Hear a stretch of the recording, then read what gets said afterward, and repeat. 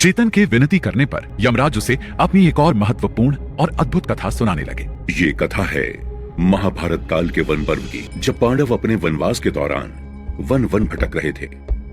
वनवास का 12वां वर्ष खत्म होने को था और साथ ही अज्ञातवास शुरू होने जा रहा था। अज्ञातवास का अर्थ ये था कि पांडवों को किसी ऐसे स्थान पर जाना था जहां उनके बारे में किसी को कुछ भी ज्ञात ना हो सके। इसलिए युधिष्ठिर और उनके चारों भाई आपस में विचार विमर्श करने में लगे थे कि तभी एक ब्राह्मण उनके पास आई। हे वीर पुत्रों, मेरी सहायता करो। मेरी झोंपड़ी के बाहर अरनी की लकड़ी टंगी हुई थी। एक हिरनी आई और वो इस लकड़ी से अपना शरीर खुजलाने लगी, लेकिन अरनी की लकड़ी उसकी सींग में ही अटक गई। इससे हिरनी घबरा गई और तेजी से भाग खड़ी हुई। अरनी ऐसी लकड़ी है जिससे दूसरी अरनी से रगड़कर आग पैदा की जाती है और उसके बिना मैं वैदिक विधि के लिए अग्नि नहीं जला पाऊंगी और मेरा यज्ञ सफल नहीं हो पाएगा। हे माता, आप चिंता ना करें, हम आपकी अरणी लेकर आएंगे।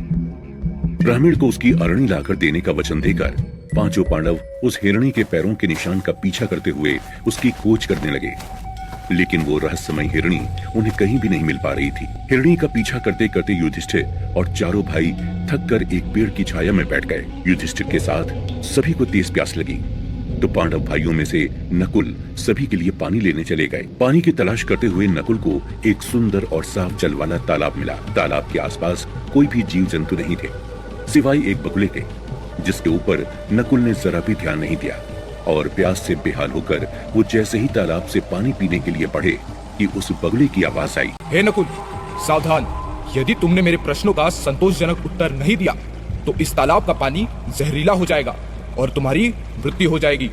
नकुल ने बगुले की चेतावनी पर बिल्कुल भी ध्यान नहीं दिया और प्यासे नकुल ने तालाब के पानी को पी लिया, लेकिन पानी पीने के साथ ही बगुले की चेतावनी सच साबित हुई और नकुल की वही मृत्यु हो गई। काफी समय होने के बाद जब नकुल वापस नहीं लौटे तो उनके जुड़वा भाई सहदेव भी उसी तालाब के किनारे आ पहुँचे। तालाब के किनारे अपने भाई नकुल को मृत देखने के बाद भी सहदेव तालाब से पानी पीने आगे बढ़े तो एक बार फिर से उस बगुले ने चेतावनी दी, लेकिन नकुल की तरह सहदेव ने भी बगुले की चेतावनी पर ध्यान नहीं दिया और तालाब से पानी पीकर मृत्यु को प्राप्त हो गए। नकुल और सहदेव की तलाश में एक के बाद एक अर्जुन और भीम भी उस तालाब के पास पहुँचे, लेकिन अपने भाइयों को मरा हुआ देखने के बावजूद उन्होंने भी बगुले की चेतावनी को नजरअंदाज किया और तालाब के जहरीले पानी को पीकर मारे गए।